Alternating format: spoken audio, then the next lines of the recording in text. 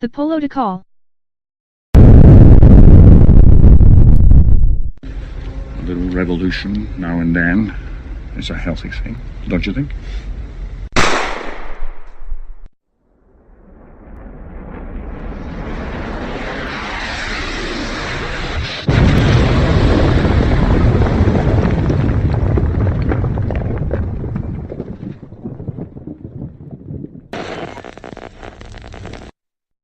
Not only are we going to New Hampshire, we're going to South Carolina and Oklahoma and Arizona and North Dakota and Michigan.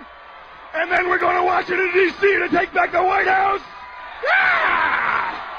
Yeah! Pop culture.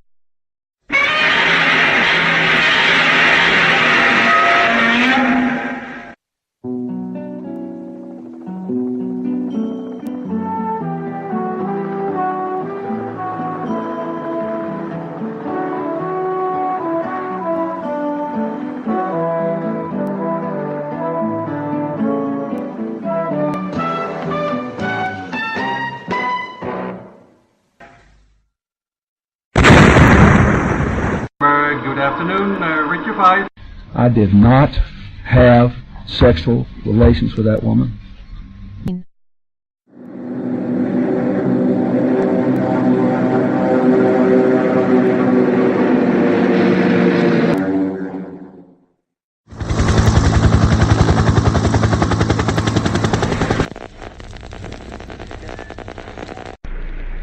Yesterday, December 7th, 1941, a date which will live in infamy.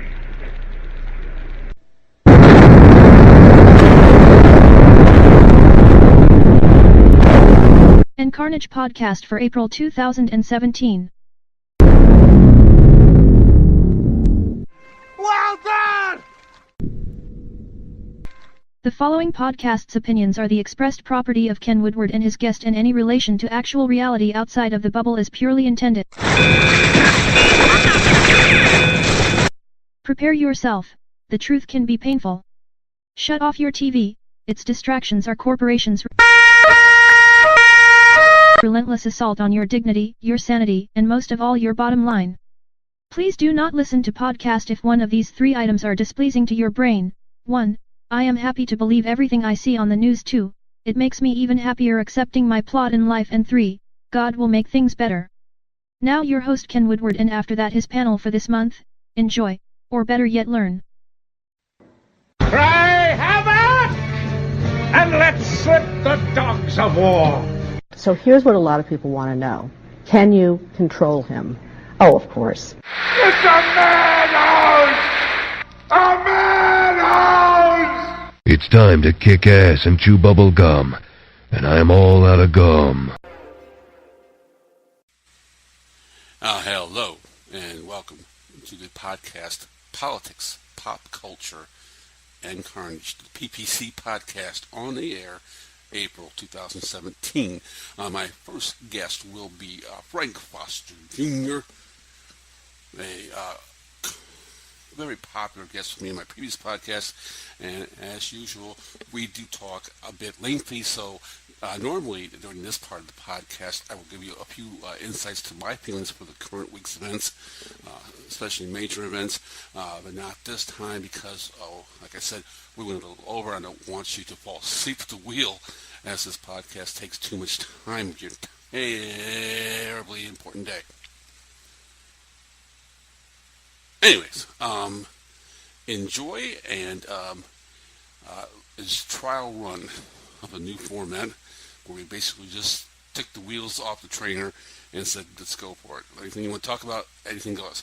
We talked about North Korea, Syria, Trump, The Walking Dead, Better Call Saul, and NFL. In no particular order. So, again, enjoy, and thank you. If you like this podcast, tell a friend. Better yet, tell me at email address, woodwardken, WOODWARDKENN @ hotmail.com.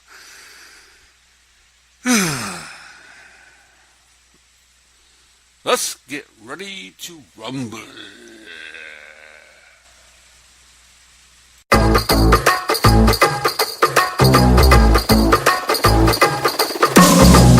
We are ready to go, it's about to get wicked. I take a ride for a spin, buckle up, I'm addicted.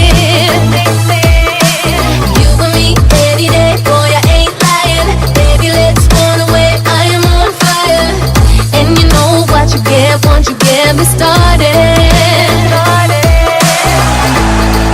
I love the way we roll, I love the way we roll. I'll never let you go, I'll never let you go. I'm loving every time we roll. Feel it up, we never ever get bored. Just the way that we roll, singing ayo, ayo. Never stop, we gonna do what we're told. Just the way that we roll, singing ayo, ayo. We could run this city together. Wanna get to know you better. Live it up, we never ever get bored. Just the way that we roll, singing ayo, ayo. They can take what they want, but we ain't gonna listen. We forget about the world every time that we're kissing. You and me, any day, boy, I ain't lying. Baby, let's run away, I am on fire. And you know what you get once you get me started. I love the way we roll, I love the way we roll. I'll never let you go, I'll never let you go. I'm loving every time we roll. Oh, live it up, we never ever get bored. Just the way that we roll, get bored. Never stop, we gonna do what we're told. Gonna do what we're told. Singing ayo, ayo. We could run this city together. Wanna get to know you better. Live it up, we never ever get bored. Just the way that we roll, singing ayo, ayo. The way we roll, the way we roll, the way we roll. You and me, any day, boy, I ain't lying. Let's run away, I am on fire. What you get once you get me started. Live it up, oh, just the way that we roll, get bored. Never stop, we gonna do what we're told. Gonna do what we're told. Singing ayo, ayo, ayo. We could run this city together. Wanna get to know you better. Live it up, we never ever get bored. Never ever get bored. Ayo, ayo. The way we roll, the way we roll.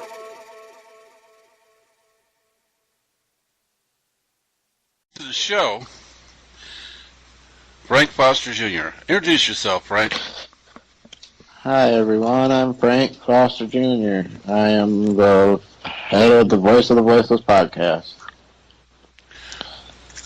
As a member of the ABN network, we have 3 podcasts. Yes. Sorry, I forgot to mention No, that. I'm putting that out there. That's okay. Okay. The network is going to have 3 podcasts going. Frank Foster's Voice of the Voiceless is definitely one of those podcasts, as well as the Movement podcast, which is in limbo right now until I get a hold of some of the leaders of these current movements. Because, are you okay? Sorry, it just went out for a minute. Yep. All right. Well, I'm trying to do with that Movement podcast that I started a couple weeks ago is get a hold of the leaders of the movements, because I found that on the internet we're not getting a lot of information about what they're doing till they actually do it, and I'm hoping that I will be able to get a hold of these members of these movements, Bernie's Revolution and Diversity, I think is the other one, which has a website that still is not up. And as that evolves, so will that podcast. And this one, which is the Political and Pop Culture and Carnage podcast. So we're going to start with, I think Frank agreed, both I agree, we'll start with politics. Yes. It's been a while, so we might as well. And it's uncustomary. And let's start out with North Korea. Okay. Let's start out with North Korea. Kim Jong-un warns President Trump that he is not afraid, and he warns of preemptive nuclear strike. And the Prime Minister, or whatever you want, that's Prime Minister, but the diplomat to the UN told them that the threat of thermonuclear war is imminent and could happen at any moment. What is that North Korea could potentially start World War III and the destruction of all that kind.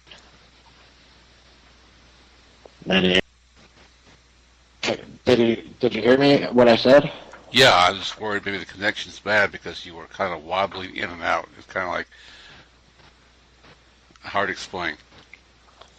Okay. Well, did you hear? I asked you a question. Are you going to follow it, or? I didn't hear the question. Yes, it was that cut out apparently. Okay, I said, is North Korea, with all the posturing and big chest and everything. Enemy of my enemy is my friend. An Arabic proverb attributed to a prince who was betrayed and decapitated by his own subjects. Still, it's a hell of a quote. For those of you listening and saying, well, why does that sound freaky? It's because the first connection we had was screwed up. Yes, like always. Not surprising. Big Brother is saying, okay, let's... We might not want to put it on YouTube. Let's hope this connection is better. And we'll go back to square one here. This is the ABN Network, network of free podcasts. This is one of those podcasts, the Political and Pop Culture and Carnage podcast, where me and Frank, and hopefully down the road, a third panelist will just talk about anything and everything. I know if we go long enough, we can still get Brandon. We might. We might. Yeah, we might. We'll see. But we will start out with political. So let's start out with political.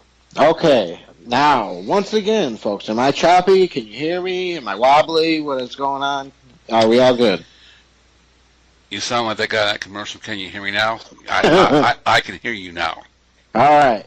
Well, first up on the plate, North Korea and the dear leader, Kim Jong-un, the crazy son of a bitch, has not only postured and everything against the United States, but he has threatened the United States with nuclear war, and the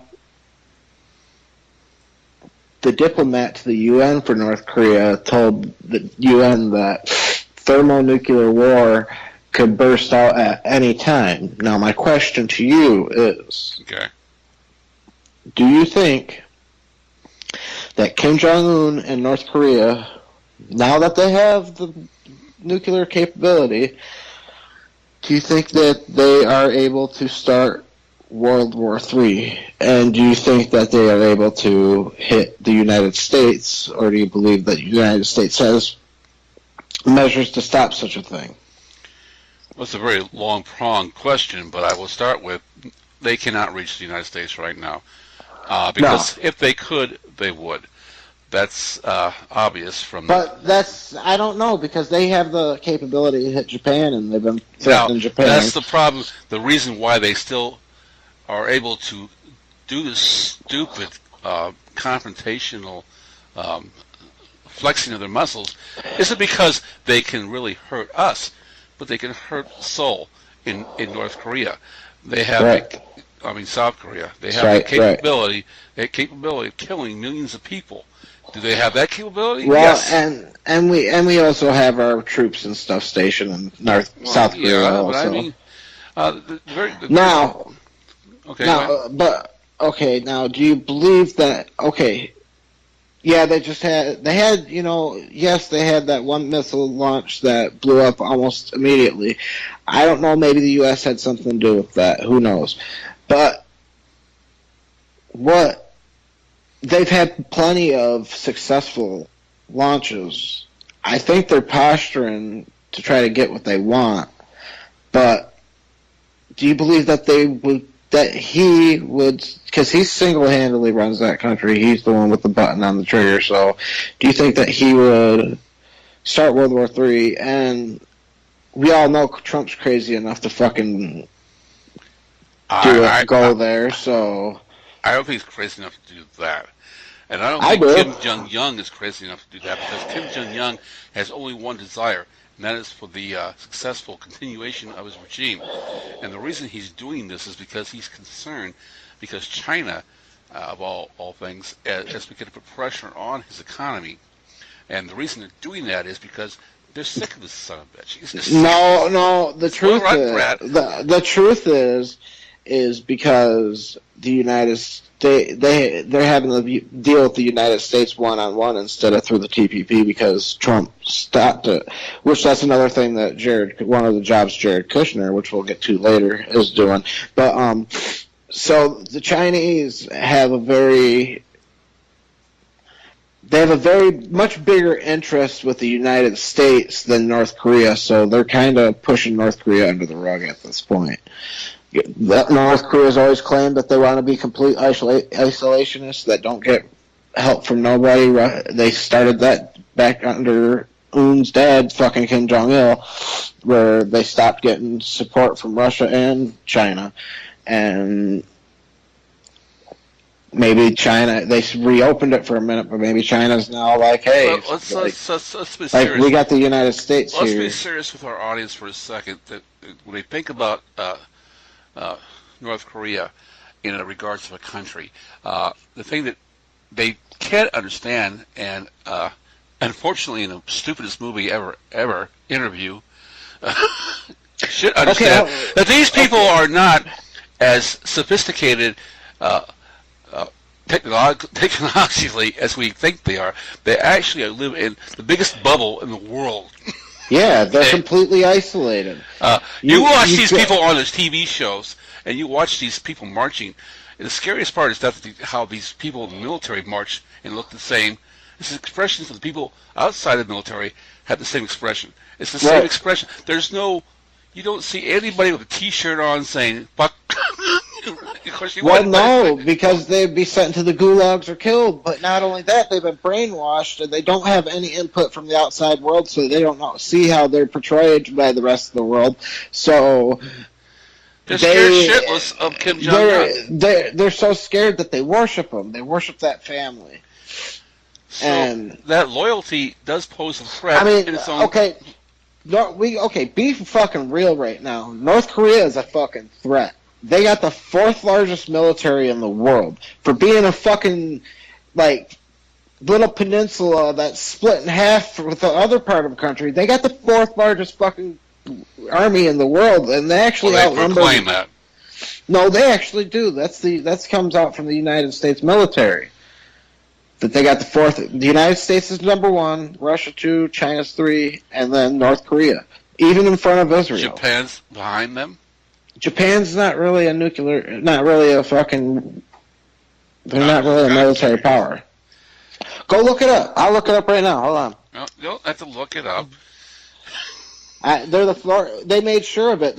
They got rules where I'm not treating you like Fox News, where I'm like, oh my God, what are you saying now, Fox News? I'm just saying, they have rules where I think it's either 16 or 17, all males have to join the military for at least 8 years. I'm not debating they have a large military presence and a loyal military. Now, another scary thing is they do got nuclear capability, and they do have they actually do have the capability of hitting the United States because they have submarines, and it wouldn't be nothing for them to fucking launch a sub attack of a nuclear weapon off the coast of fucking the United States. It's not unfeasible. Your original question was, do I think that Kim Jong-un would cause a third world war? And the answer I have is no, because this is not about power. This is about survival. This is what South Korea has always been about, survival. They're concerned that they will be brushed aside by superpowers because they don't have a sense of the real world. They don't. South Koreans do. Yes, South Koreans do. We're talking about North Korea here. Oh, North Korea. Yeah, it's North crazy. Korea, You go. If you can see satellite images of the world during the nighttime when all the lights are on over there in Asia, it's crazy because China, right above North Korea, is all bright and South Korea is bright as fuck. But you would swear that outside of the one spot where fucking Kim Jong-un where he's located, everything else is completely dark. You'd think it was part of the ocean. I mean, they got gulags still. I mean, gulags. Come on now. We're talking, and oh my God, they commit atrocities that haven't been seen since fucking the Nazis in World War II and the Holocaust. I mean, these are some sick fucking people, and they've all been brainwashed since birth. That's what.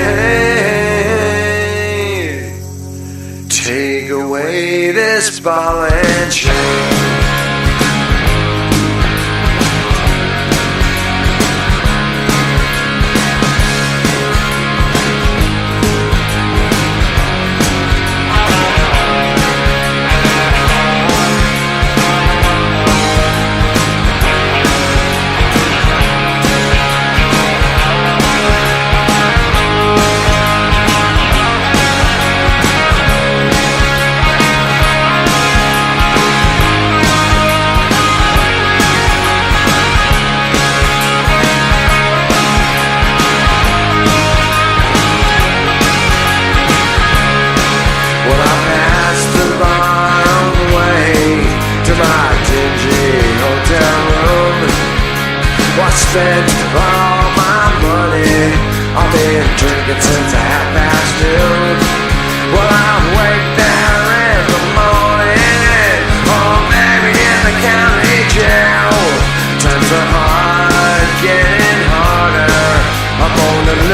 and destined to fail. Take away, take away, take away this ball and chain. Well, I'm lonely and I'm tired, and I can't take any more pain. Take away that I did return again. Take away, take away, take away.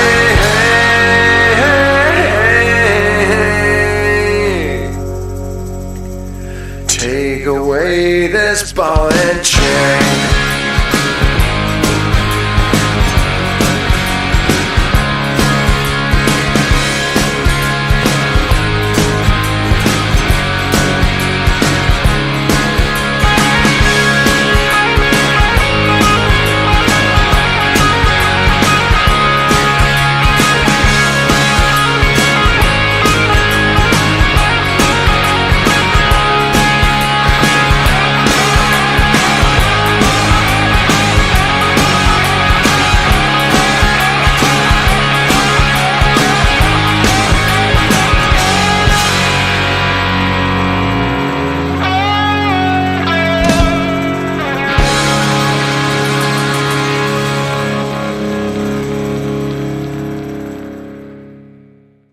They did. They fucking.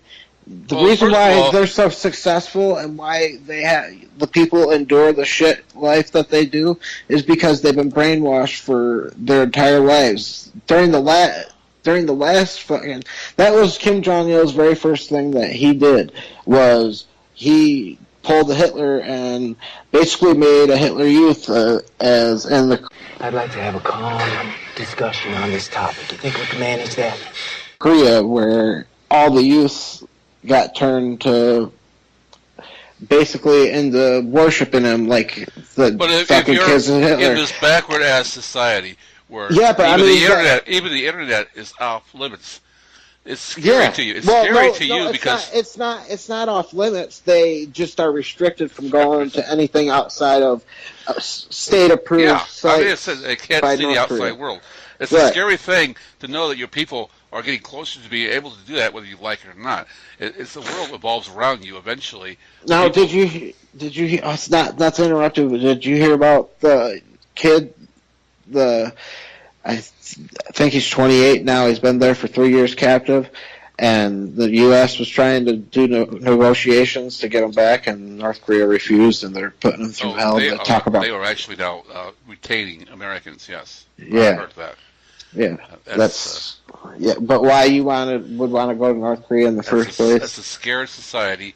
That's a definite, again, another example of a scared society, concerning that their people that they control may actually find out there's something besides what the society they've given them, and that's what happens in a modern world. Eventually, everyone, no matter how small the tribe is, gets in with the whole, the Western world.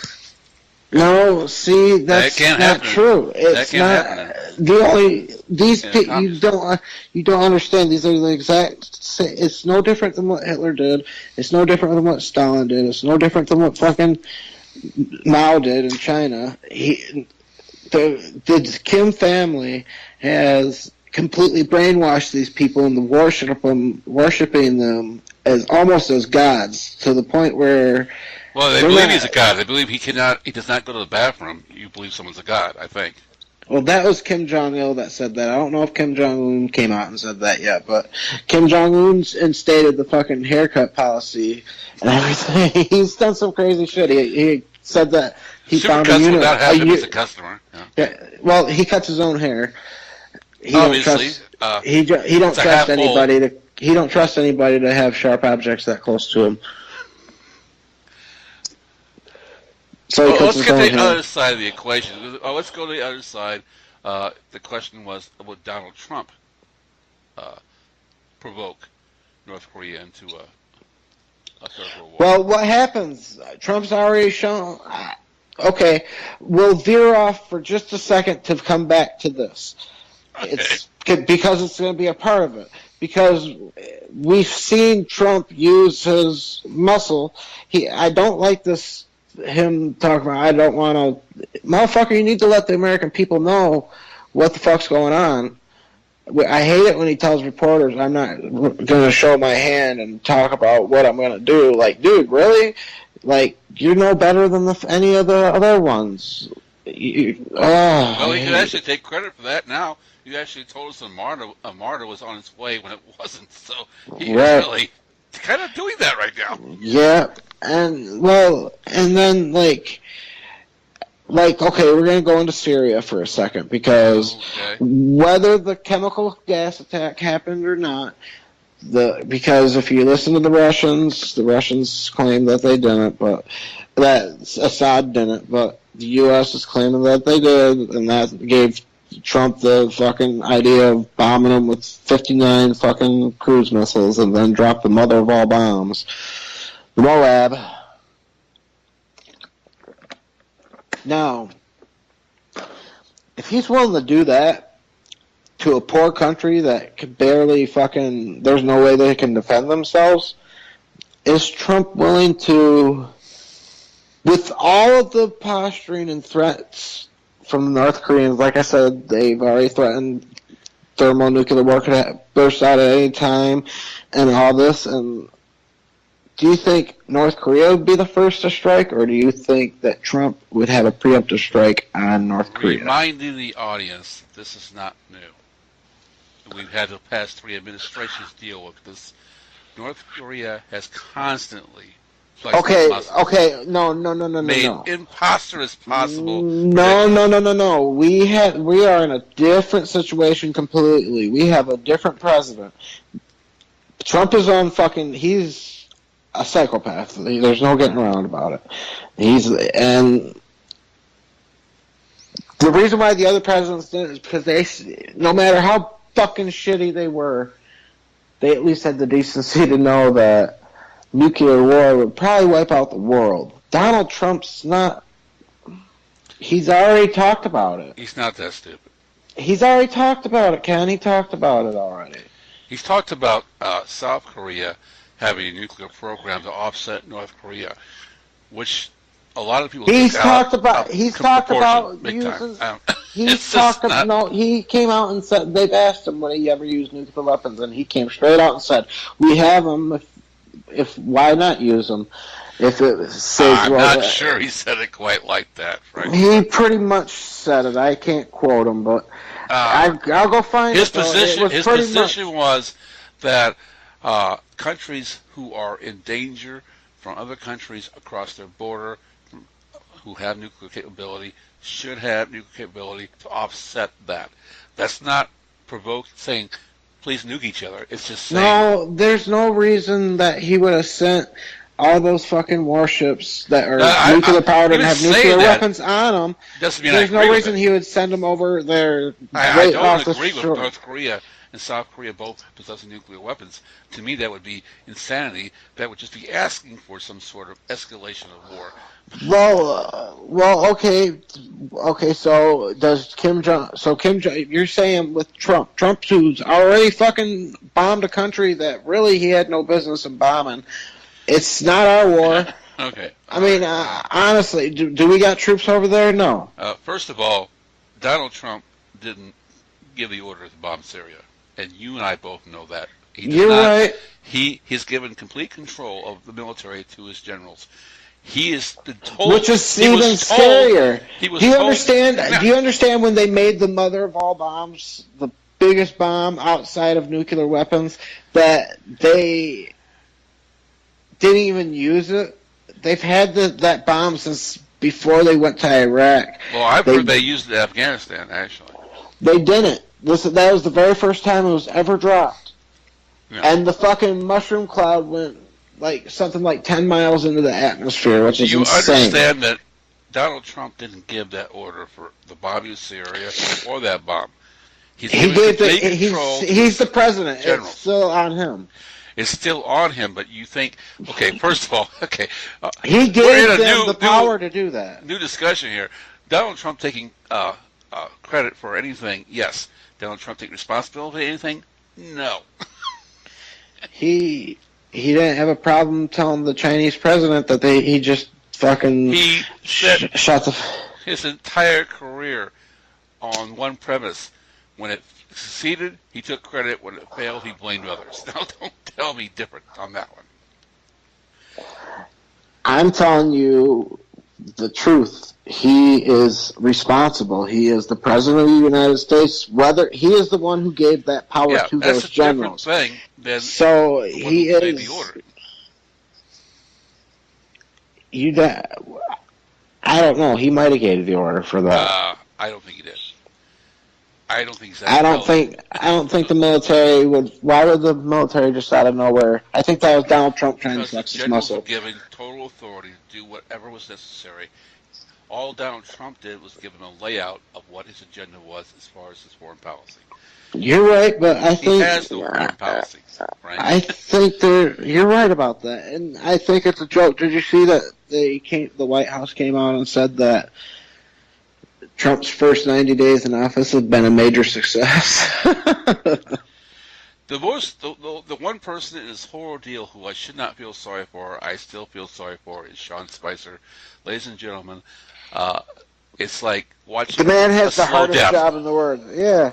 You know, it was so funny when Stephen Colbert made fun of this. When Grant interrupted him, did you see that? Yeah. Rob Gronkowski.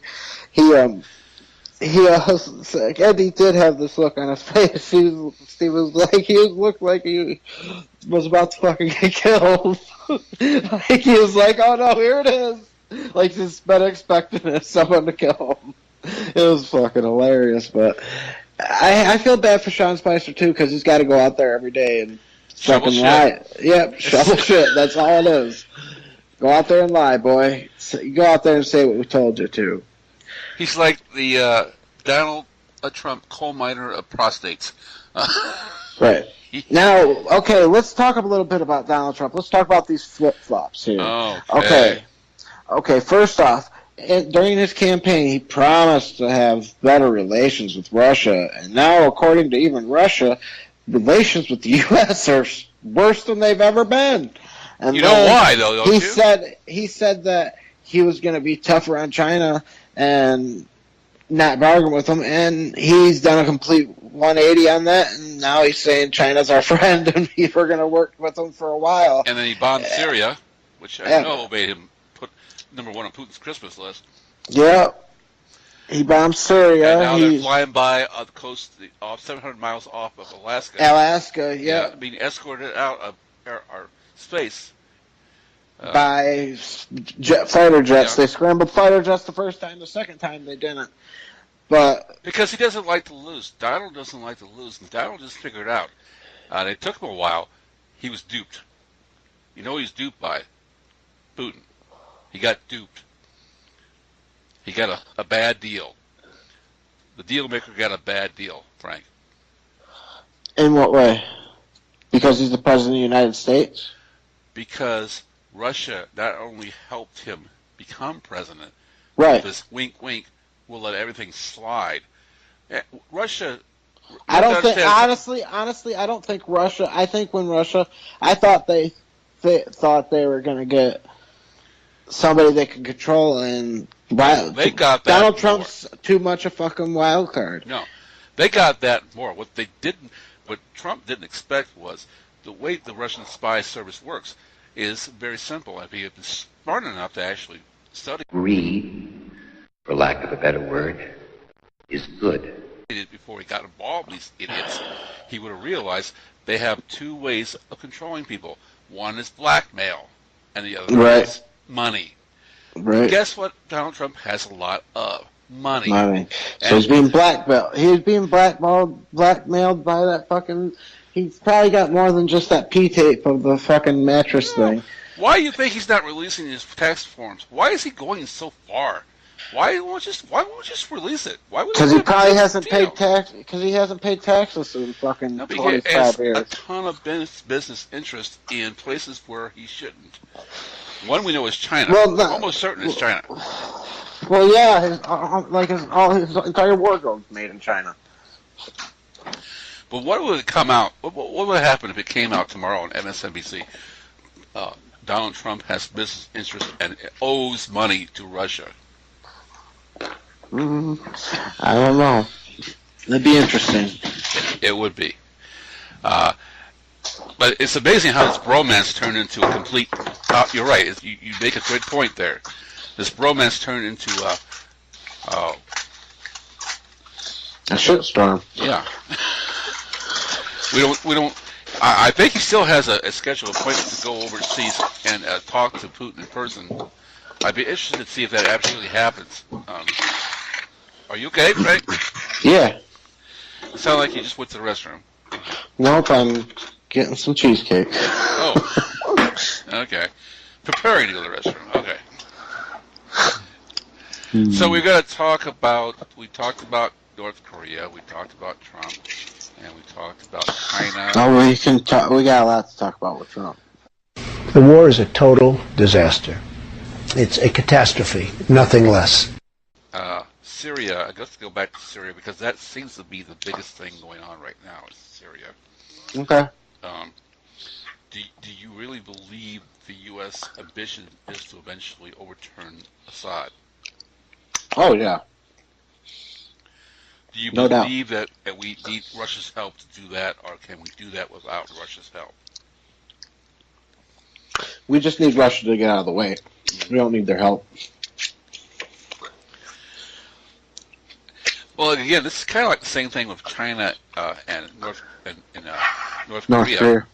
The border being the big thing about it. The border seems to always be the big freaking deal here. And the fact that Syria borders properties of Russia makes that their business, so to speak.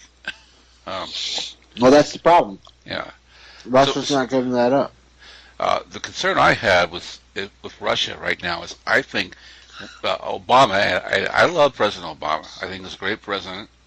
I kind of agree with Republicans in one sense that his foreign policy was not the best foreign policy we could have had. And we kind of leaned back enough to allow Russia to take over some more countries and expand. And Russian expansion is something we haven't dealt with. Looks like, unfortunately, that will fall in the lap of Donald Trump to actually have to address Russian expansion. You agree? Yeah. So that's why I think they're not going to be that easy to just push aside and say, sorry, Syria is different. This guy's a bad motherfucker. We got to kill him. He's killing his own people. When you say it to Putin, it's not really something he's going to actually say, well, that's a bad thing, right? Yeah, because you're right. Putin's a douche. Yeah. Well, that's a bad thing? Well, I thought it was to keep your people under control. Oh, okay. Well, yeah, it's kind of Putin kills his own political adversaries. It might as well be a communist, but they're not. I love to have Putin have Sean Spicer as press secretary. I think Sean would be right in his own environment there. Then. That's the thing about Putin. He does his own. We killed a few people today because they were bad people. But that's the thing. He always has a scapegoat. Well, he's got a big brown, orange-faced, yellow-haired dickhead now for a scapegoat. Donald Trump, I don't think he understood when he got involved in it. I don't think he did. Really? Now, I'll go as far as to say maybe Donald doesn't really know. Let's just pretend Donald doesn't know what happened during his campaign. That his staffers went off on their own and colluded with Russian spies because they wanted to make sure he won. So they get these lucrative cabinet positions and money, lots of money involved in those lucrative cabinet positions. General Flynn will tell you that he got a little too greedy. Right. And Donald didn't know, but they all colluded, and they got this information to take care of Hillary. And I believe it goes farther back than that. Would you agree that there's a possibility, a small possibility, if they were just trying to influence who was the Republican candidate for president, could they not have influenced who was the Democratic candidate for president? No, for sure. And this, it already came out that Bernie got fucked. Yeah, Bernie got fucked. He didn't get fucked by the DNC as much as he got fucked by Russia, I think. Because Russia knew better to know that if Bernie had been the candidate against Donald Trump, game over, they wouldn't have their puppet. It was not going to happen. Right. So they had to make the person they hated win the Democratic position in order for her to get defeated when Donald Trump came. So. I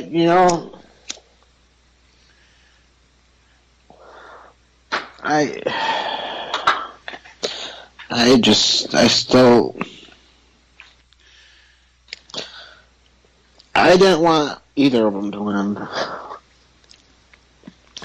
I didn't either. If I had known, though, and again, this is a very important thing to discuss.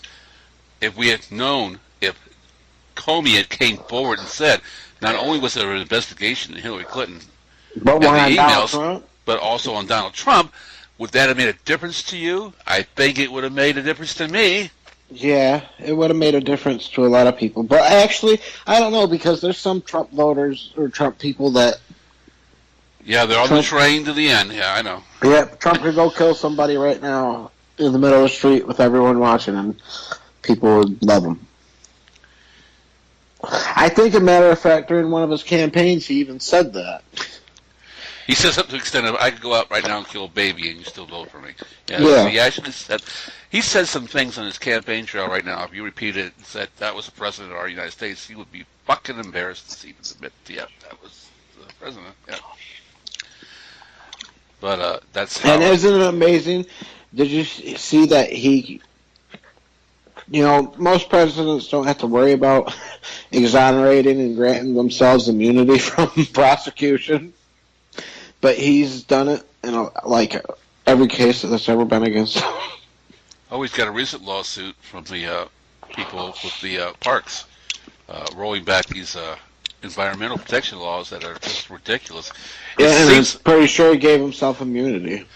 Seems almost as if, and I used to think it was like a stupid, childish, bratish thing to say, but when I saw the picture of Sarah Palin and Ted Nugent and Kid Rock in front of Hillary's picture oh my God, in the White House. Fucking, they're running for Kid Rock and fucking Ted Nugent.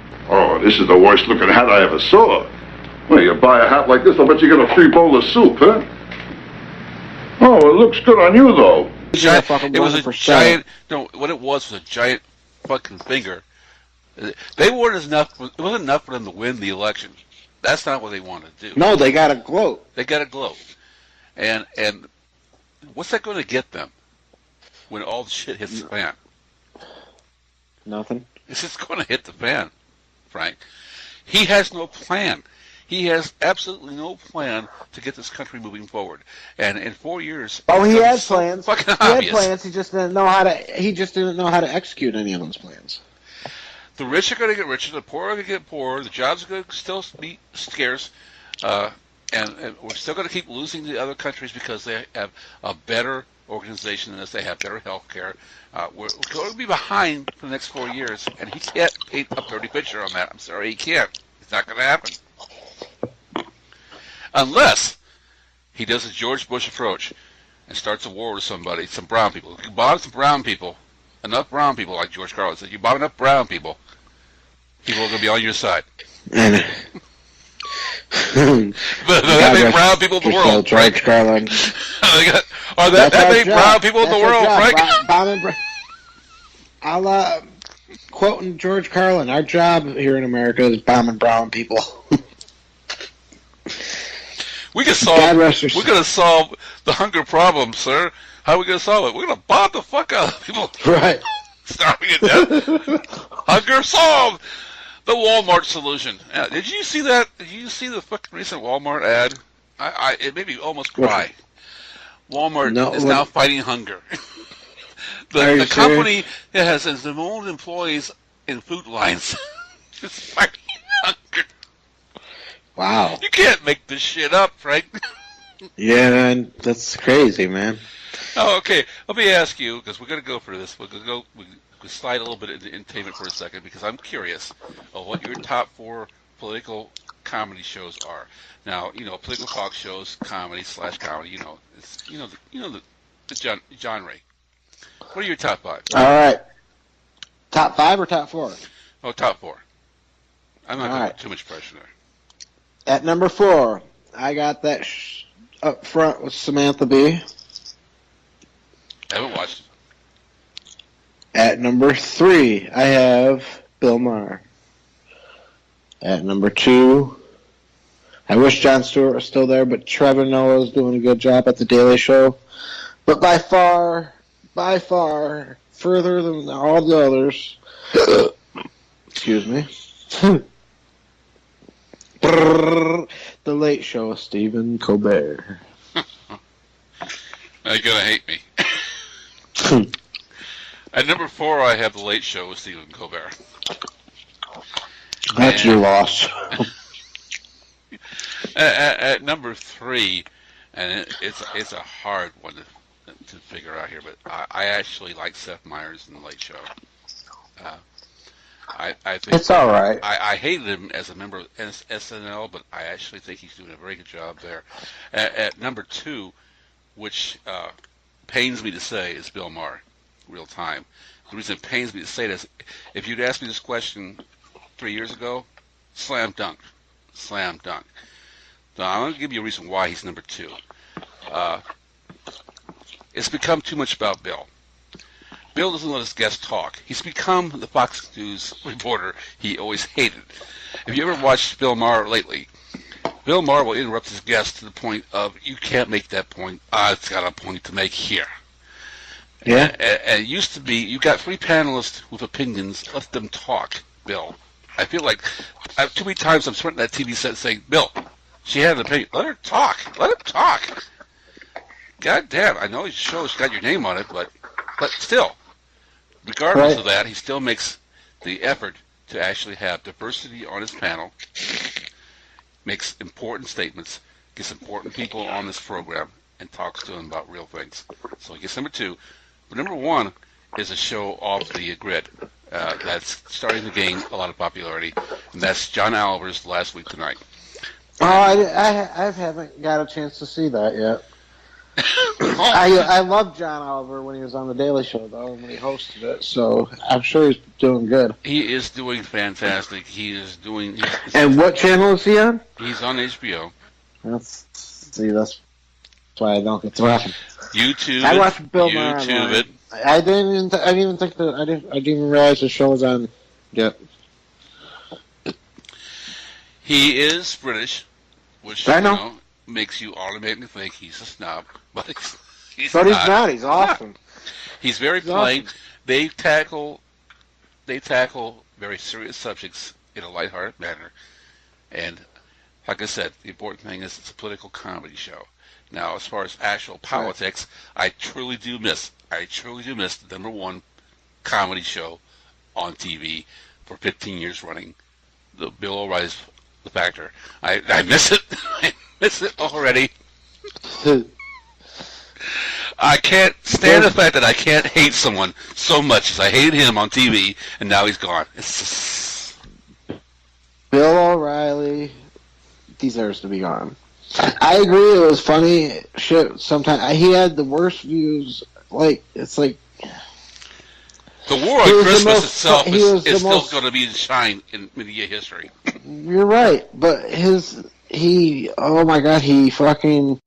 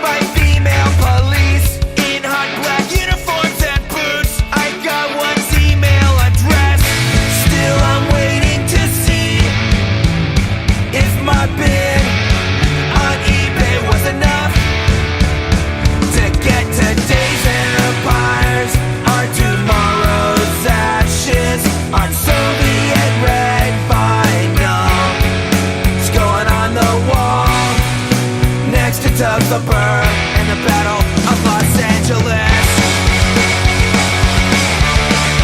Of Los Angeles.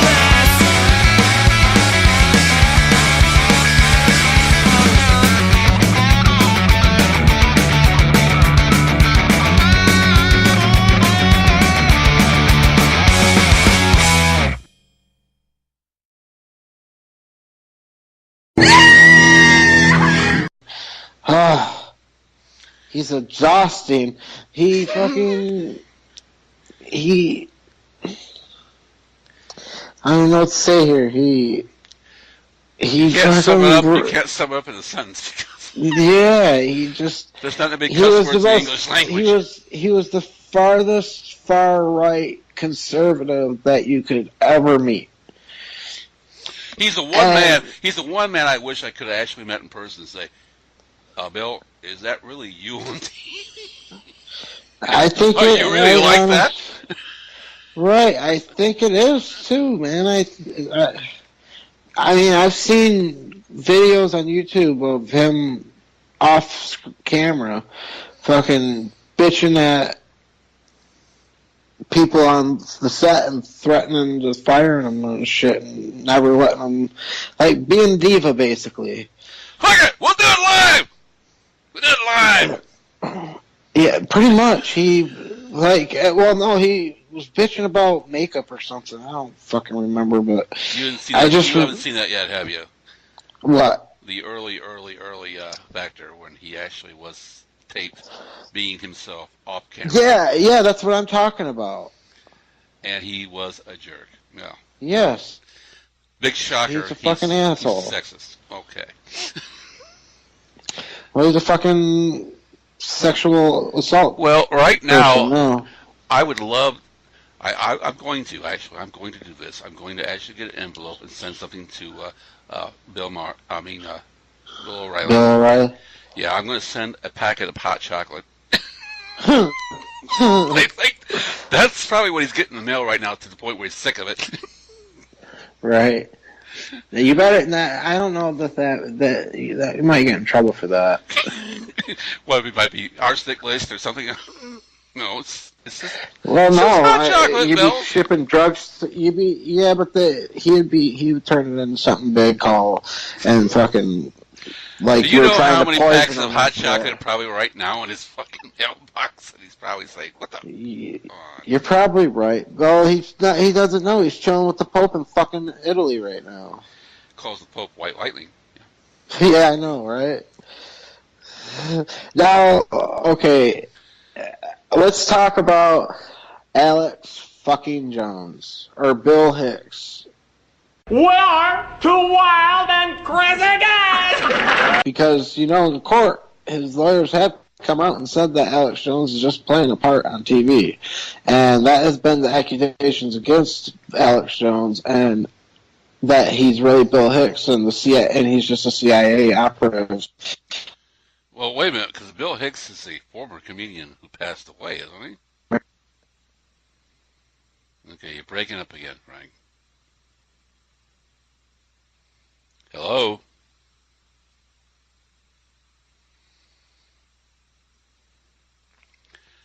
Hello? Okay, give us a second here, folks. We're going to cut to commercial.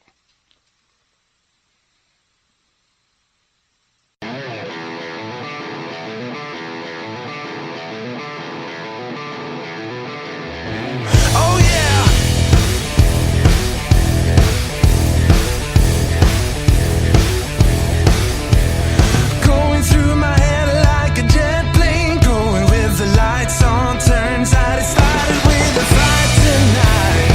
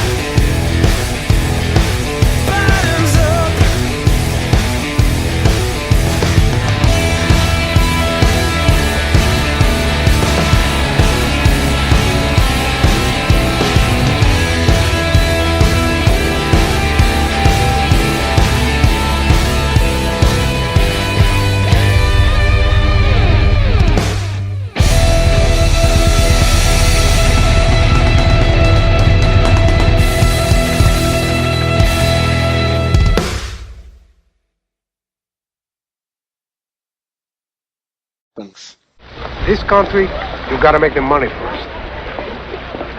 Then when you get the money, you get the power. Then when you get the power, then you get the woman. Yes, there's a theory that Alex Jones became Bill Hicks. Bill Hicks didn't die, but that he was a CIA operative, and Bill Hicks is dead, isn't he? They faked Bill Hicks' death to turn him into Alex Jones, and if it's kind of crazy if you look at it, they look exactly like everything. It's interesting. There's not, and now with his lawyers coming out saying his little, because he's going through a divorce trial right now. Bill Hicks or Alex Jones? Or Alex Jones, and he's going through a custody battle. Sorry, because the wife. That sounded so real funny, man. Hey, your mama is showing proof from his show, because he's so outlandish, that he's unsuitable to have his kids and everything. But Stephen Colbert has been doing a fucking parody of him called Tuck Buckford. If you have a chance tonight after we're done, go watch it on YouTube. Just type in Stephen Colbert Tuck Buckford. There's like 3 or 4 of them, but if you've ever watched Alex Jones and seen his outbursts, you would fucking get the joke. Okay. Alright. Take it from Hicks. Are you sure? I thought Pittsburgh. No. Well, they play Pittsburgh this weekend. And the Indians are Done first. with the Cubbies. The Indians are first place in the Central. And let's talk about 10-7. the biggest. Let's talk about the biggest news of the week, which is the NFL draft. Because everything is the NFL is sports. It doesn't matter what time of year. It doesn't matter what sports going on. The NFL still dominates. NFL Live, the only fucking sports show that goes all year round. They don't have NBA Countdown, or not Countdown, but whatever the show, NBA Live or whatever it is. They don't have baseball talk. Only the NFL gets that distinction. As we speak, thousands of doctors with steroid subscriptions are just eagerly awaiting the draft. Yes. Yes, you're right. Well, I don't know. They fucking. I think it's pretty clean now.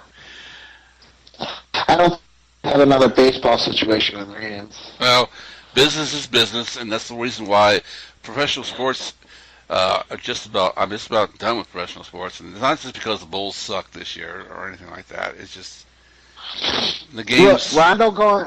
I think the Bulls might have even swept the Boston Celtics if Rondo wouldn't have got hurt. Honest. They had the Celtics number where Rondo was playing. Rondo might not be the best shooter, but he knows how to fucking knows what he's doing. He's won championships already. Kissing up to me ain't gonna work. I still begin to despise NBA sports. Professional sports for one reason and one reason only. They're overpaid crybabies, and I'm sorry, but that's the truth. They really are. You're right about that. You're right about that. And we are the enablers who watch the program. God, Chicago's having a bad 2017 so far. Well, the Blackhawks. Oh, wait a minute. Is hockey a sport? I'm sorry. I should have lumped it in there with. So when they score, but when they're winning, it's nothing, right? Well, this is that how it goes with you Chicago people? It's hard to have this conversation because we're having some. Yeah, I understand. All right, well, let's get out of the sports world then. Let's get into The Walking Dead. Okay. Season 7. Was it the worst season The Walking Dead has done so far? According to MSN, which gave a poll of the top 50 shows' worst seasons, which is basically a poll that says these are the best shows on TV, but these were the worst seasons.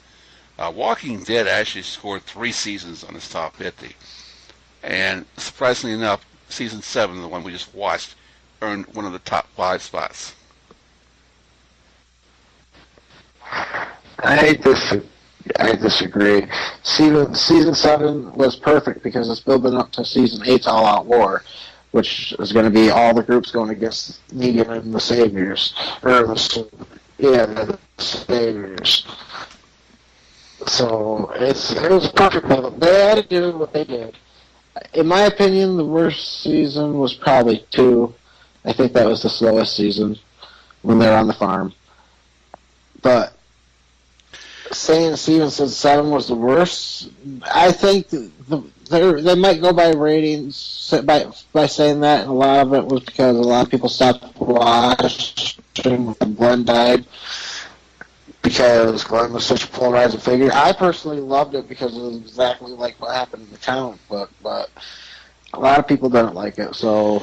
Yeah, it started out with... I have a feeling that had a lot to do with it. So how you say... And that's how Season 7 started. The worst season of The Walking Dead started with some of the biggest episode in the history of the series, which I think the first episode of Season 7 was. Are you saying because it was such a huge episode that it was hard to top and kind of crumbled down from there?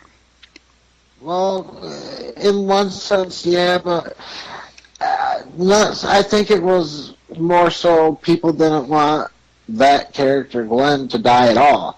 Like, I thought because a lot of people who watch The Walking Dead are fans of the comic books. They don't go by the comic books. Me, I don't really read the comic books themselves, but I get like reviews and stuff of the comic books, so I kind of know what's going on in the comics.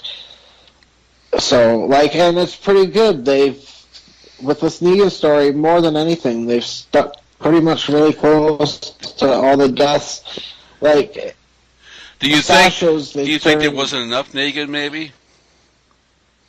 He was kind of out of... No, I think it was perfect. How can people say that? He was in, at least half of the episodes. Yeah. Well, how many episodes was the Governor? Negan had... The Governor was in... The year he died. Was he around in the second season? Well, the year he died was the third season. Yeah. At the prison. Yeah. Because I think it's Maggie that... they're saying Season 4 was also one of the worst seasons of Walking Dead. And that was after the Governor died and we had Herschel. Yeah, not only that, but I kind of agree with that because there was a lot of walking around and not much action. Season 7's better than Season 4. Season 7 had a better, Do you think the show's losing its audience a little bit because the producers doing what I expected they had to do at one point was it's no longer about the threat of the zombies, but the threat of people? Well, to me, that's what makes the show great, is because it's more realistic to me, actually. To us, the true science fiction fans, that would be true. But the people who thought, I love to see zombies, yeah, you're going to definitely say, well, what's wrong here? Now, the zombies are going to become a way bigger threat next season. Because a group called the Whippers are going to be... Children are lovely before they get ugly and learn to do bad stuff. Flowers are pretty before they get shitty and rotten turn to dust. I heard that life is a wheel and you can't make it stop. If you try, it'll flatten your head. It's a circle of shit, we're in the middle of it. But soon we'll all be dead like everybody else that's ever lived before. The things you make fall to the floor. Nobody knows how hard you tried. It's been that way since the start of time. There was a caveman did some amazing things, but nobody here gives a fuck. And in 1,000 years they'll feel the same towards all the things you've done. So don't worry what might give you cancer. Stay up night just wanting answers. Just a crapshoot, but it's mostly crap. Oh, things start off, they're so terrific. They'll fuck up, it's scientific. Entropy, uncertainty won't yield to you or you.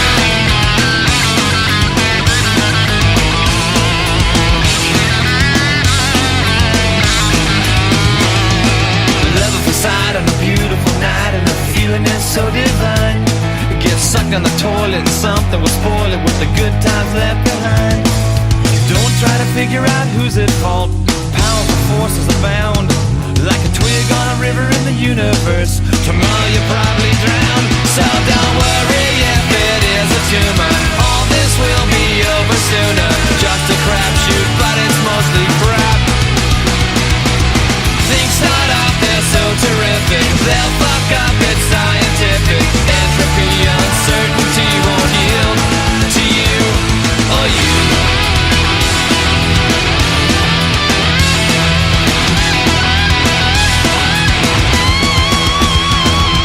And all the things that matter most disappear. Here's a toast to erosion and corrosion, Alzheimer's and pain. Don't try to figure out who's at fault. There's powerful forces at play. And if you lose your legs and have to beg, it's really all the same. So don't worry what might give you cancer. Stay up night just wanting answers. Just a crapshoot, but it's mostly crap. Things start off, they're so terrific. They'll fuck up, it's scientific. Entropy, uncertainty won't yield to you. Don't worry if it is a tumor. All this will be over sooner. Just a crapshoot, but it's mostly crap. Things start off, they're so terrific. They'll fuck up, it's scientific. Entropy, uncertainty won't yield to you or you.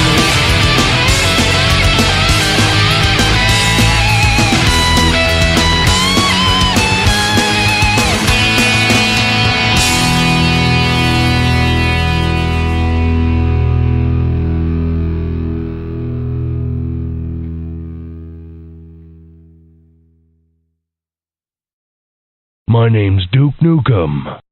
I think war is a dangerous place. Coming in. And spoilers, folks. The Whisperers. There's a group called the Whisperers. Yes, the Whisperers, and they dress up completely like they're zombies. You know how our group, the main group, the survivors, how they sometimes, to get through zombies, would put on fucking the clothing with all the nasty shit on it and stuff. Well, that's pretty much what the Whisperers do, but they only whisper to each other. And how, like, they end up using the zombies as, like, an army.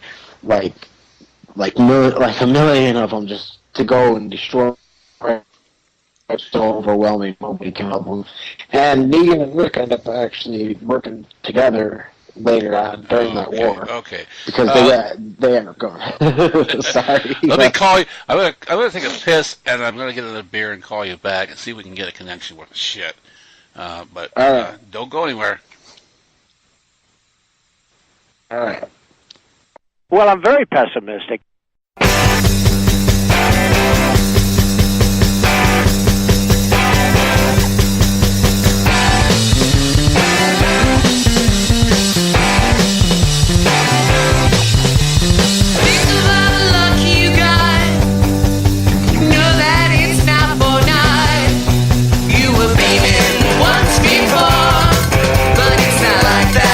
Anymore. Count all the moons you know.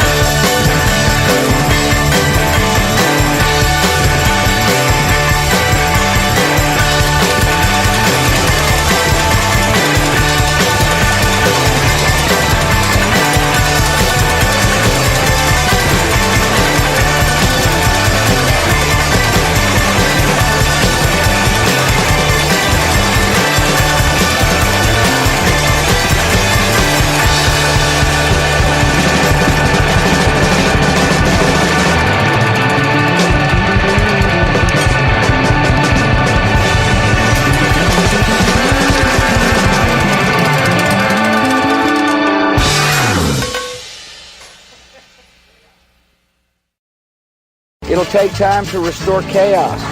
Okay, let's finish up this Walking Dead conversation. Hopefully, we'll actually have non-garbled conversation. We had how many major characters in season 7 die? We had Glenn, Abraham, Glenn, Abraham, Sasha. Sasha the last. She had the best. Well, actually, I think Abraham had the best death. Sasha had the second best death. Yeah, and we put Glenn in the category of main Biggie, right? Because he was the beginning of the whole. Oh, he was the biggest character death of the whole series so far. Do you think they will have a major character death in season 8? Oh yeah. Okay, well, give me your top 3 people who are safe and your top 3 people who aren't safe. Top 3 people who are safe: Rick, Carl, and Michonne. Mine would be the same: Rick, Carl, and Michonne. Absolutely. Top 3 who aren't and safe. Actually, I can take that out to 5 because I believe Carol and Maggie. Because I think Maggie's headed to control Hilltop. Now, top 3 to die. That's a toughie. Well, we know that the shivering dickhead dude is not going to die at Alexandria, but what his name is, I don't remember. But what, the shivering dickhead? Which one? Are you talking about Hilltop? Gregory? Hilltop. Is that Gregory? Yeah, Gregory. The bald guy whose whiskey got taken away because he. Yeah. Yeah. Okay. Yeah, that's Gregory. You didn't put. By the way, you didn't put Daryl in the top 3. I don't Neither of us did that, did we? Nope, I don't think Daryl. Well, because I don't think Daryl's going to die, but I'm just. You go to top 3, Rick and Carol, and you put Carol above Daryl. Yeah. Because there is a possibility to put that shock value like they did with Glenn for them to knock off Daryl. He's not a part of comic books, so he's actually fashioned around Dwight. That's actually, they introduced Dwight's character a lot earlier in the show as Daryl, because Daryl was actually supposed to play Andrew Lincoln's part as Rick at first, but Andrew Lincoln blew him away so much that they still liked what's his name who plays Daryl, so they made a complete character up for him. Okay, so top 3 to die. So, just as an example of how Daryl's changed from the comic books, changed the comic book outcomes. Like Glenn's death happens exactly like in the comic books, but it's because of what Rick does. It's because, it's not really Rick's fault. Like, it is Rick's fault because he takes them all out and everything to go out to try, and Maggie blames Rick, but like in this one, it really was not Glenn, but Daryl's fault in this TV show, because he gets up and hits Negan after he kills Abraham and everything. And you remember how he said it, the first one's free, but the second time he's going to shut that shit down, and that's when he fucking kills Glenn. And it was perfect because it was exactly like the comic book. Now, what's going to happen in All Out War? I'm not sure where these Garbage Pail Kids come into play. The scavengers? Yep, the scavengers. Whatever you want to call them. The Garbage Pail Kids. They're kind of rocking a hard place now because they fucked over Rick and his group, but guess what now? Who has the guns and is back in charge? Right. Well, I think they're going to side. They're going to side with Rick now. They're going to. I don't know if Rick will take him back. A deal. Well, see, you got to understand something though. Negan. Because they know something now about Negan, right? Well, but Negan has.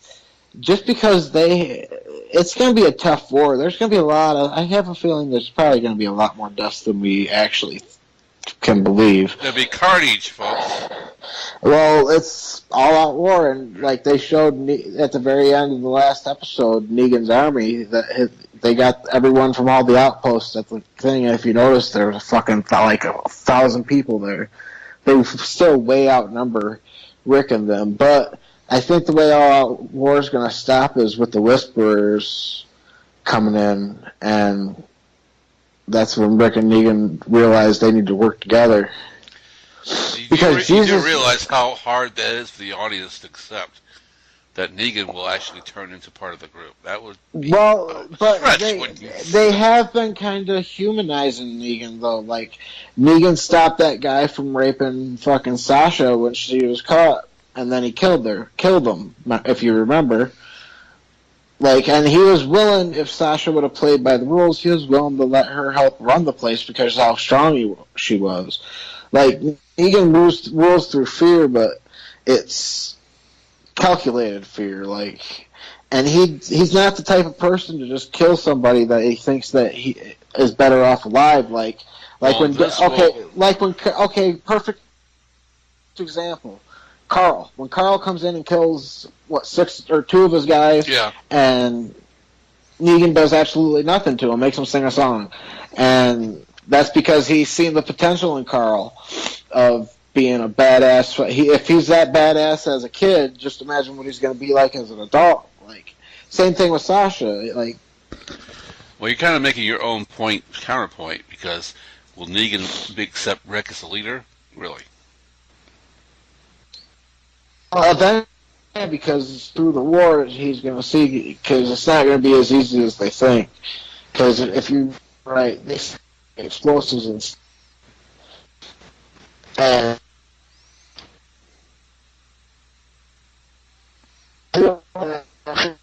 end up getting involved in some way. We still don't really know how big the kingdom's of it, but I don't. I love the part where Carl's about to get his head bashed in by Negan, and the tiger comes, and Negan's like, "Holy, that's the tiger!" He says, like, it was just great. Like, could you imagine that? Like, already dealing with all the zombies and fucking people and everything, and here comes a fucking tiger out of nowhere. That'd be scary shit. Like, that's even scarier than zombies. I do remember his expression when he saw Sasha as a zombie, saying, "Oh shit, what a waste." But right. That, and Sasha had a great death. She survived, actually. I think it was who was it? Maggie that it was when she with the surprise kill. She almost fought. She was really the hero. Because whatchamacallit, I guess it's kind of not believable. Rick getting shot and pulling off that fucking 20-foot high watch post and not being hurt really. You know what I'm saying? Like, and how did Michonne, not to get nitpicky here, but did you see how fucking beat up Michonne was? yeah, she was pretty beat up. She was like Rocky V, big beat up, yeah. What, like, how did was she able to throw that bitch over the balcony? Like, I knew it was the girl. I knew they were gonna kill Michonne. There's like, that's how many characters she killed right there. They get killed violently. Glenn, honestly, probably. I'm glad they waited and did the comic book version, but I still can't believe the scene where he got out of getting eaten because Nicholas is. He snuck and dumped.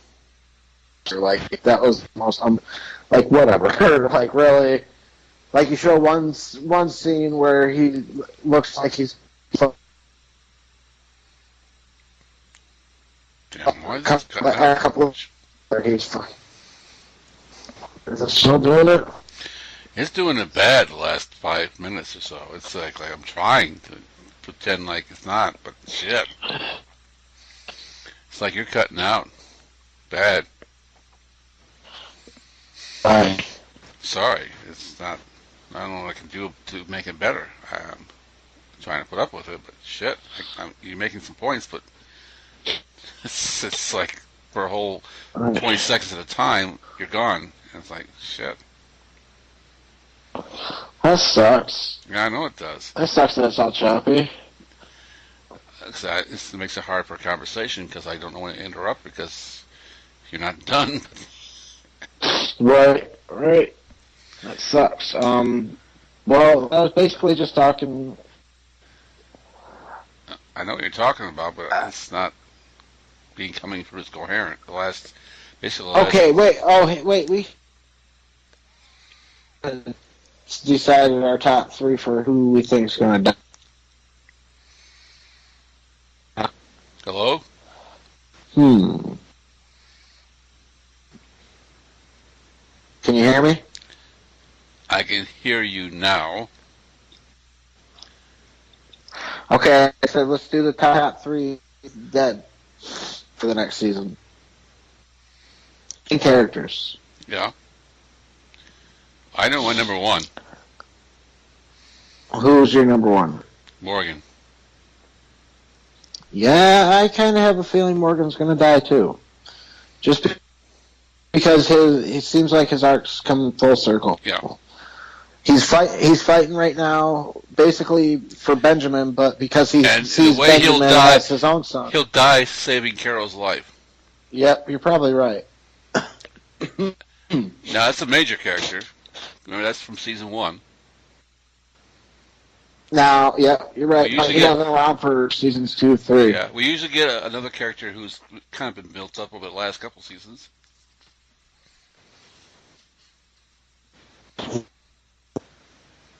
I know it may be early, and in some ways, I believe Morgan might not die, and he takes over the kingdom, and King Ezekiel dies. Okay, it's my second character, Ezekiel.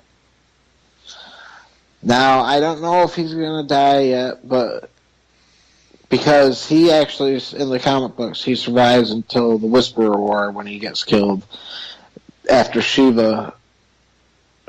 Like, Shiva's going to get eaten by a swarm of zombies to protect him. And they're going to have to do that soon because that's costing them a lot of money.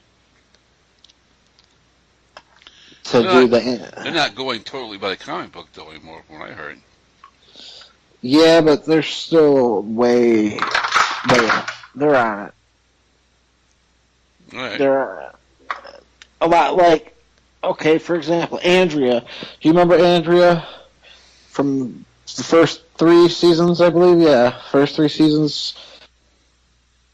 She's actually still alive, and a lot of people think that Sasha's taken over her character because Sasha kind of died the same way. But Andrea got killed in the show in season 3. In the comic books, Andrea and Rick. Hold on.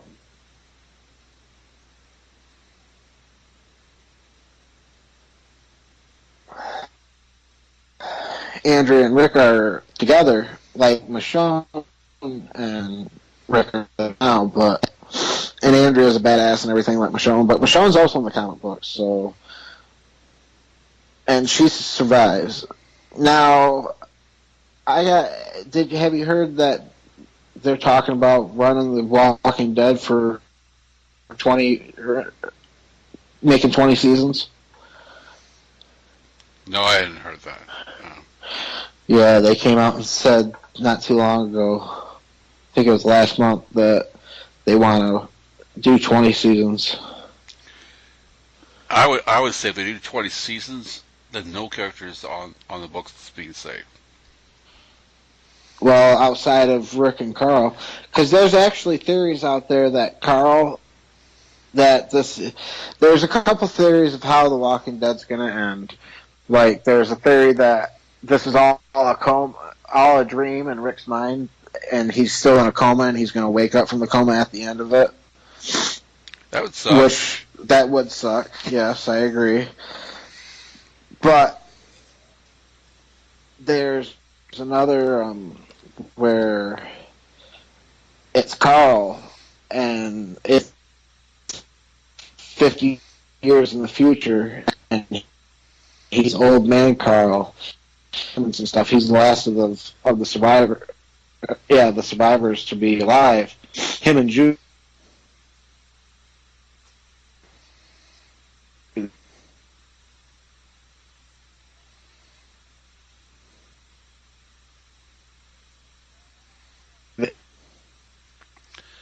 Boy, the cutoffs will last even longer now.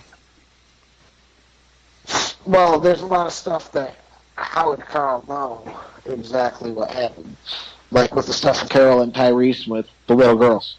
Like, unless all the characters ended up telling Carl, you know what I'm saying? Like, they all did what they did at one point to him or something, and we didn't know about it. You know, like, it was just something with us. How would he know all the... So I don't know about that one. First of all, loved the Rick Grimes and Akuma the entire time. It would be horrible. But, or it could end with everyone dying.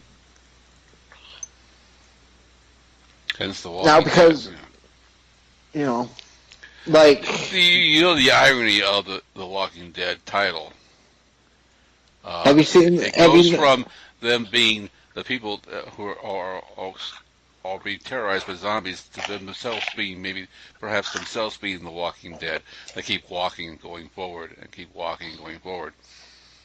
They're that the actual party of Rick is the Walking Dead, not the zombies. Right, well, exactly. You're right about that. And, well, because basically there is... You know, Negan, yeah, he's the bad guy, but only from the viewpoint of the survivors. In Negan's world, yeah, everyone's terrified of him, but it's because he's the biggest thing, closest thing to actual bringing about a new civilization that there has ever been so far in The Walking Dead. He controls everything, but he's like a king, and he's making a kingdom. And everything works under his watch, no matter what. Like, and yeah, but he may be a brutal dictator, but a lot of successful countries have come out of brutal dictators. I think what's happening here for you is like a lot of viewers.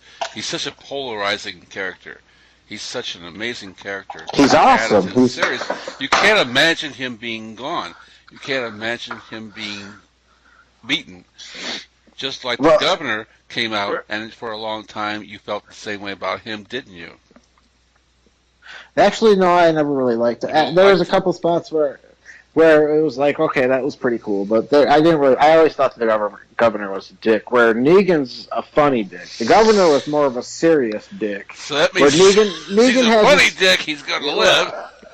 Well, and not only that, but he's still in the comic books, and they're like 4 seasons ahead.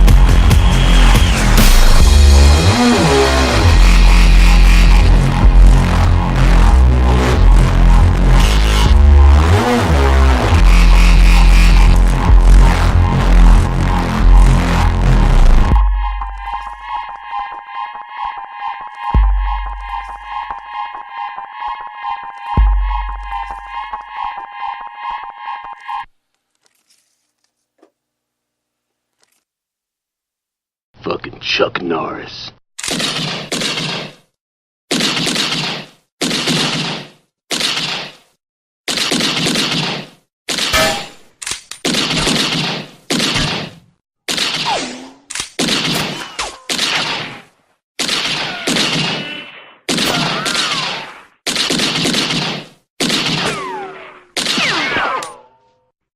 Of what they'd be on the Walking Dead TV series. Like, that's what I'm saying. Like, Well, I'm Negan not and Rick end saying up he'll be killed, but you're stretching it by saying he'll be part of the group, and I can't go there. Well, it happens. Because Negan Dwight proved his loyalty. becomes Because part of the group. I know that. you okay, like I said, this is spoilers because it's coming from the comic books.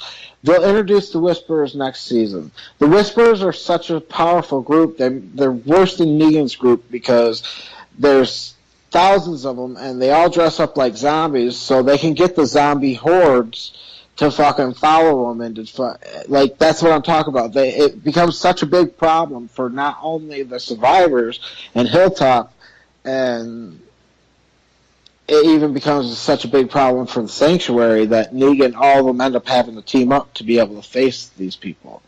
Because they really don't even know who's who. It's hard to even pick them out of the group until they're right on top of you. And next thing you know, you're getting sliced or getting shot by a zombie that looks like a zombie, but it's not.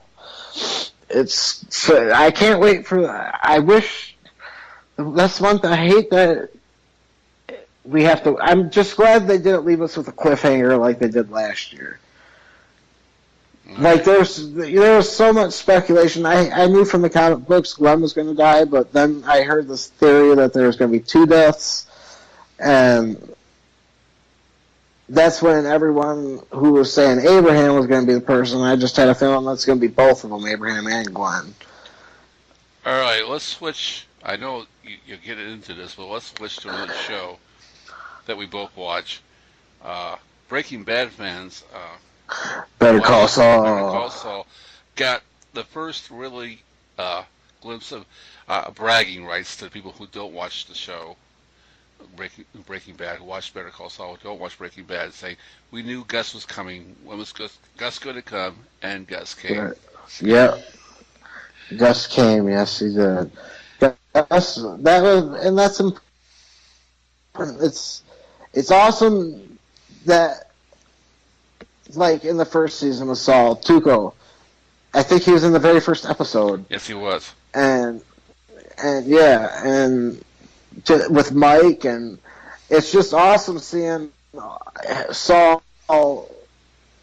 Like I was saying, I believe that this will go on until about 5-6 seasons, and they're gonna end it with either Saul. So Bryan Cranston will be on this show before it's over, you think? If Bryan, I don't know. They could just reuse the footage from Breaking Bad of that scene, that specific scene of where Walt and Jesse go to act like they want to kill Saul, the lawyer, but Saul talks his way out of it and becomes their lawyer. Well, it's either going to be that or Walter White didn't die at the end, because even Vince Gilligan came out and said that there's no definitive answer. So you're saying there's the reasons for the flashbacks. They're not just for effect. Yeah, exactly. Like, it could be part of the story, and to the point where at the end they end up catching Saul from how it starts out, where he's like in his witness protection ship, basically, whatever you want to call it, because, well, criminal with witness protection, I guess you'd call it, but still, he's has a new life. I think they end up going to catch him, and you're going to see the trial of Walter White, which would be awesome. Because, in a way, I love Breaking Bad a lot, and I love Walter White, but the ending, it was satisfying to a point, because if you think about it, Walter White won. And he doesn't have to answer for all the horrible things that he ever did. Yeah, he died, but he died on his own terms. To where if he doesn't die, which Vince Gilligan has given hints and stuff, has given little, little fucking hints here and there that Walt didn't actually die. Because if you think about it, when Walt falls, 30 seconds later, a police officer's in there. And the show likes to stay pretty accurate, and believe it or not, there's 3 cancers out there that can actually help during a bullet shot injury because they cause the blood to clot faster. And lung cancer, which Walt had, was one of them. So, and he didn't even get shot. Many don't believe. If you remember in that final scene when the gun's going off, it hits one of the little tag things that had a 10 on it, and that's when you hear Walt go, ugh, because it shows it flick, and so it could have been just a piece of shrapnel. Well, there were 2 characters. There's 2 characters that I think stories were never completely finished. One's dead, one's still alive. Skylar being one. Right, Skylar's story hasn't been finished, but we kind of know what happens with Skylar. She's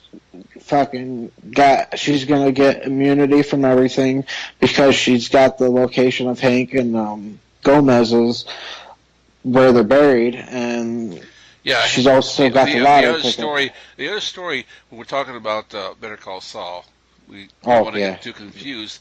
The storyline that can still be continued is Hank. Do you think Hank will make an appearance in the Better Call Saul series? Would it make sense? That actually kind of would make sense, in a way. I mean, if you think about it. He's a cop. He's he's a DEA. And what's going to happen is Saul's going to get involved with some shady characters. Well, then, yes, he's going to be involved with shady characters. First one being Tuco. Yeah. Well, I mean, Hank, in the show, Hank knew all about Tuco before anything. I mean, before anybody told him or anything about that, Like, before, when he killed him, he knew exactly who Tuco was. He knew who Tuco was before Walt knew who Tuco was. So it would be I could see it happen. And conveniently, his show, The Dome, is done, so. Right. So it would make sense. In all regards. Who else do you think would show up? Gomez, maybe? Gomez. Who's... That's Hank's partner, the Mexican guy. Yeah. What about Hank's wife? You think she could... I don't see, unless it was further into the series where they get into Breaking Bad territory, I can't see why Skylar would be involved at all. Because she doesn't get involved with Saul until after Walt admits everything and tells her about Saul. So the bad guys we only have left is Gus, and Tupac is still a bad guy. Yep, and then he's also got Mike as like a... Yeah, how about the Stoners? You think the Stoners will be involved? No, I don't think so, but I do believe the Twins have already been involved, I believe. Oh yeah, they have. I think they'll make another person. Of course, everybody wants to know, will Jesse be involved? I think this time right now, because if you remember right, Jesse was just a couple years out of high school when he met Walt, or when he started doing stuff with Walt. He'd been doing it for some time when he met Walt, though. Yeah, so, but he didn't know... Yeah, I remember Walt and Jesse met Saul at the exact same time when they were going to kill him and stuff. Well, Jesse would be inadvertently involved with Tupac. With Tuco, yeah. With Tuco. He could squeeze his way in that series for a brief period of time and make a major splash with the series, certainly. I'm very happy that, now I can't remember his name, the guy who plays Saul's brother, Charles Keene, is back on television because he's a very, very good actor. What's wrong, dude? You yellow?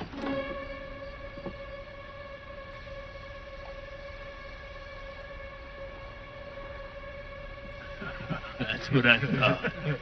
Yellow belly.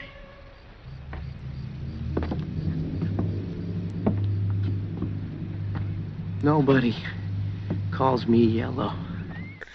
He plays a very good bad guy. Yeah, he does. He does, really. You're right about that. But here's the thing about this series that it worries me a little bit, is it is a little bit vanilla Breaking Bad right now. You have to remember that. So at some point, do they shake it up? Knowing Ben Skilligan, I have to feel he's going to shake it up at some point, and some serious shit's going to go down. What you think would be the serious shit?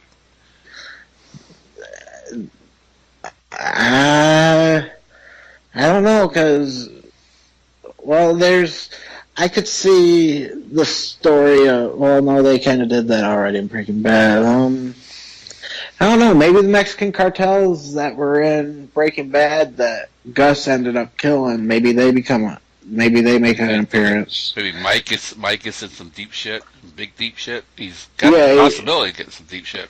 Yeah, he's not going to die, but he's going to get in some deep shit to where, because he takes Saul with him and stuff every now and then, so. I think we're definitely going to find out how the bell ringing handicapped guy became handicapped. I'm certain we're going to find that out in this series. Right. Yeah, you're probably right about that. Well, yeah.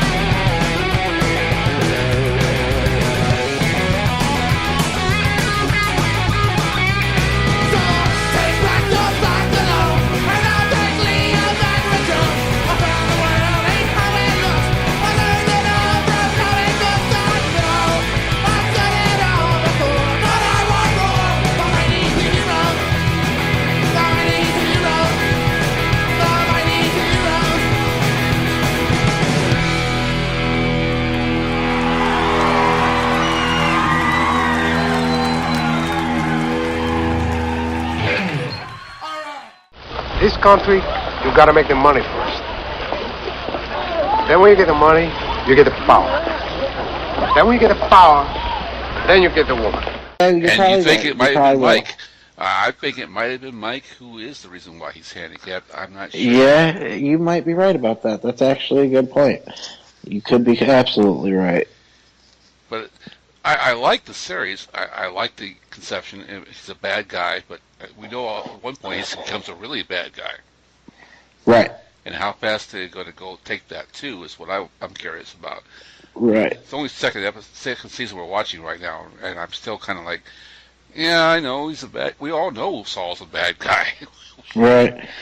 But he's like he's like an anti-hero, I guess you'd want to say. He's bad, but good at the same time, if that makes sense.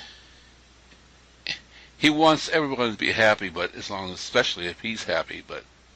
Right. Right. Well, yeah, he looks out for himself. And he's the common hero, wants to get the girl. We know who the girl is, obvious at this point.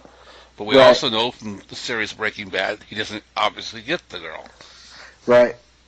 The series Breaking Bad, he doesn't obviously get the girl. Right. Or maybe we don't. I don't know. How much of Saul's life that we were actually enlightened into Breaking Bad? I'm not really sure. I'd have to watch. Yeah, I don't think they ever mentioned him having a wife or anything like that. So, or a girlfriend. Yeah, but again, we're in this reality that Vince Gilligan put together. Right. Which Vince Gilligan's a fucking genius when it comes to this shit. Breaking Bad, by far my favorite show of all time. So I told my girlfriend, you have to watch this show. And after Westworld and all that shit, she said, I cannot binge watch that show. I said, this is the best show of all time. But somehow, some way, she's watching Better Call Saul. So, she looks at without watching Breaking Bad? So she sees this smirk on my face when Gus comes on the screen. Like, what are you smirking about? I said, you don't know this guy. I know this guy. Watch the freaking series. Right. You'd enjoy the show more. You'd understand that Gus Fring was the second best bad guy out behind Walt. And she doesn't get it, so you just have to put up with it, I guess. Right. Now, it would be interesting to see, like that character, okay, how Saul get the connection to the guy that can make you disappear? Yeah. Like, you know what I'm talking about? Yeah. Like, the guy who takes Walt and gets him the chemo and shit. Like, how's he meet that guy? And just different things like that. I'm sure they will answer. I think we have, at best, we don't have more seasons of this than we had of Breaking Bad. The storyline's there, but it's not that. Right. There.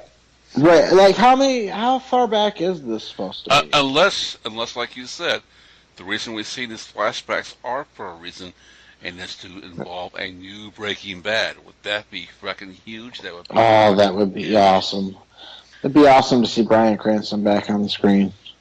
I hated that they teased it when they're showing the previews for Better Call Saul, and they'd show the extended preview, and they'd show Bryan Cranston on set and shit. It's like, oh, he's there, but he's not going to be playing a part. It's almost like you're hoping Bryan Cranston's movie career goes down the fucking toilet. That's a sad which is not going to happen. He's fucking made at least 2 movies every year since Breaking Bad stopped. Well, Jesse's still on TV. Yeah. He tried movies, didn't work. He's on TV now. Yep, he had that one movie, that one race car movie or whatever it was, where he was a driver. So could you make a successful, I guess you'd call it a prequel to Breaking Bad without That's Walter, what Better Call Saul is the prequel. Walter White, without Walter White, and have Jesse Pinkman be the main character to evolve the series forward past. I think Jesse is done with the life. Yeah. I think that they signified that best when he drives off at the end. Screaming unless Jesse screams, yes. Yeah, but, I mean, because he already was talking about wanting to move to Alaska and shit like that, but now he don't have to because Walt took care of all the enemies, and he's pretty much scot-free now. Yeah, I mean, Hank's dead and Gomez is dead, and Hank was the only one really looking into Jesse Pinkman, so the DEA is not going to be looking after him anymore. So us speaking about this stuff almost makes you wonder, does Vince Gilligan take that in his mind, and take that at all, at great assault, that some of the people watching Better Call Saul are hoping for Breaking Bad too? Oh, he knows it.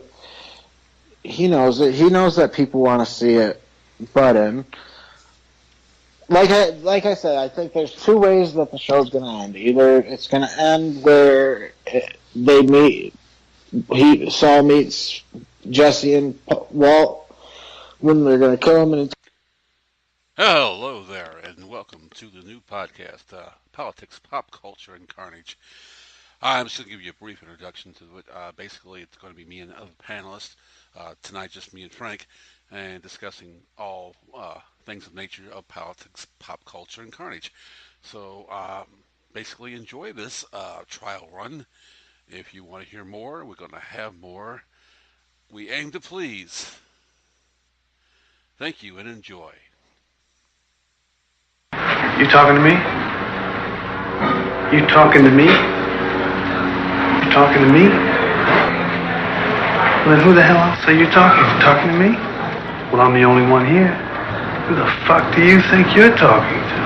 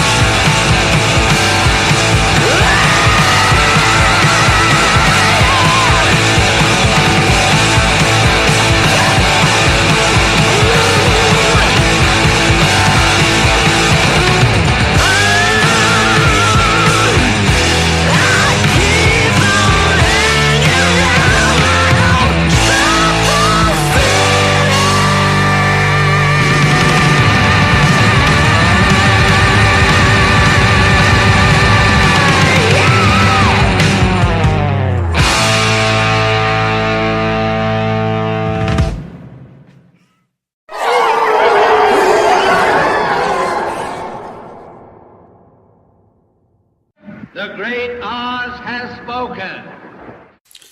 So I hope you enjoyed it, and we'll tune in again. This has been the PPC, Political and Pop Culture Carnage podcast for the month of April. We may have one more before April expires this weekend. Depends on how much my busy schedule allows. And so I leave you with a little tiptoeing through the tulips as I'm sure Donald doesn't do very well. Good night, good luck, and fucking whatever. That's not a good. That's a horrible theme. Good night, good luck. Go Cubbies. Fuck the Cardinals. Nah, it won't work either. Good night, good luck, and hopefully we will all be shining brightly in the morning. No. Good night, good luck, and what the fuck. Good night. Oh, and I almost forgot. This is the ABN network of podcasts. Voice to Voiceless podcast. Frank Foster Jr.'s podcast will be this weekend, I'm sure. And the Movement podcast, which is in limbo until we get some more information from the leaders of the movements. And the PPC, as I said. And a new show that I'm going to introduce. I'm going to hopefully put it into this PPC podcast. A radio style program entitled John Doe Goes to the White House. So I'll give you a sample of that hopefully this weekend, and we'll have a website going by this weekend and a blog site shortly after. And so, good night again.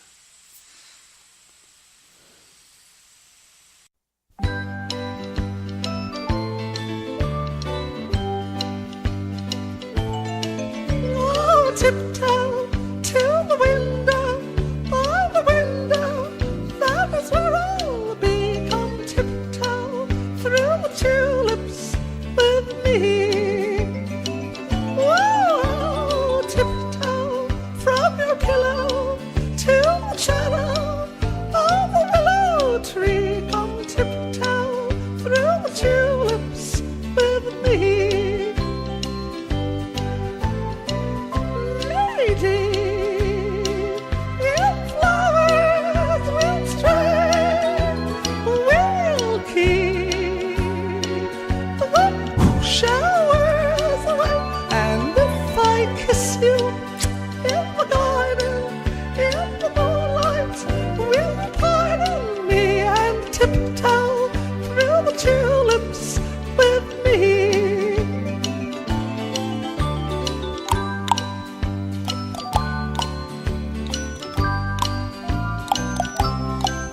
Come tiptoe through the tulips with me.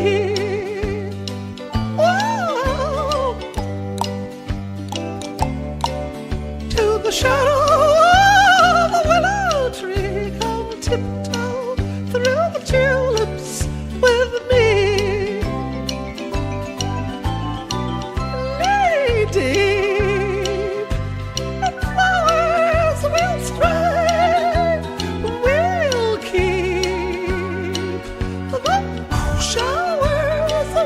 And if I kiss you in the garden, in the moonlight, will you pardon me and tiptoe through the tulips with me? And if I kiss you in the garden, in